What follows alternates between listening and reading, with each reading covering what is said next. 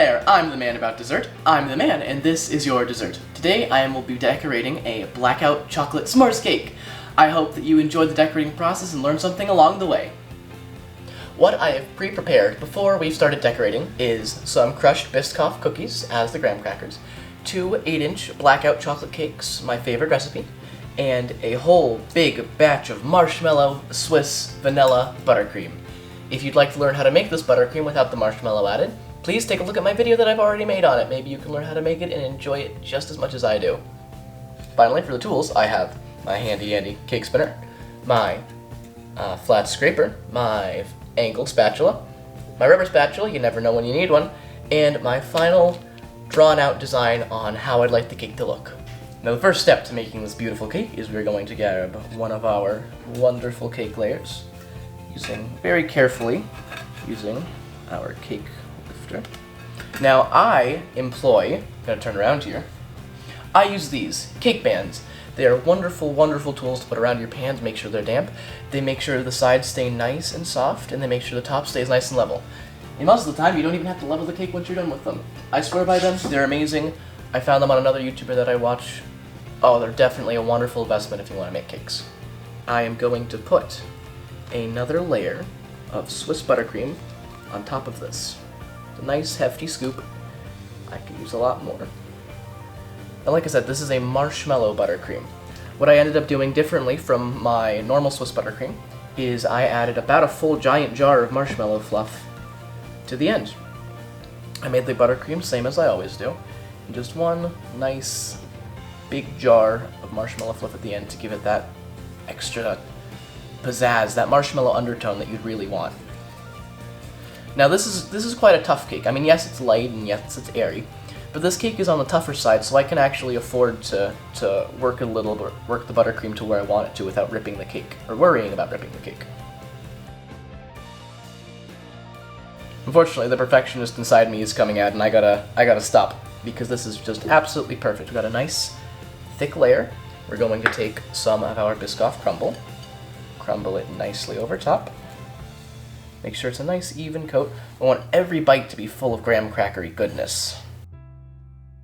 It's okay if some falls off, you can always pick it up later. Mess is the fun.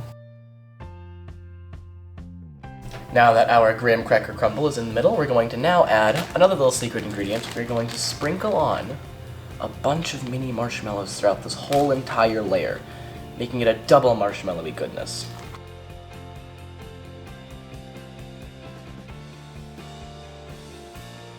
Now that I have my wonderful layer done, I'm going to add a little layer of buttercream over top with a piping bag, that way it doesn't smear anything off, so the next layer will stick. And then very gently, put it right over top. Oh, and just like that, we have 2 layers. Now for the top. And now that we have the center filling done, I'm going to add a nice light crumb coat over top and stick it in the fridge for 30 minutes to let it cool and become nice and firm so I can do the final outside decorating.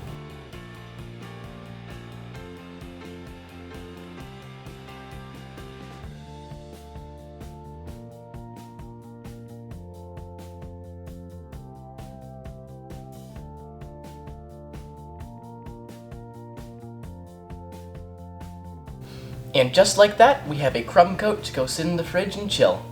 Now that the crumb coat was cooled, I added one last layer of frosting to finish off the coat. Now what I'm going to do is I'm going to decorate the outside, pop it in the fridge, and it will be all ready for when we want to eat it. My first step to fulfilling such plans is just grabbing some marshmallows and lining the top.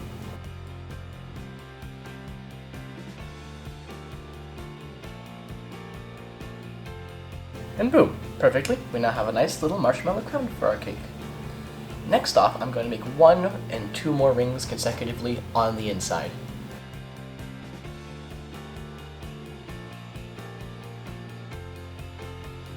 Ring 2 is now done. Time for the final little one in the middle. Just like that, we have the 3 layers of marshmallows. Now what I'm going to do is I'm going to crumble some Biscoff into 2 of the 3 rings. The outermost one, and the innermost one.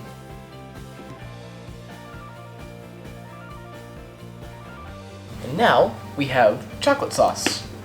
All that I'm going to do is make sure I have a nice, even layer throughout the middle ring.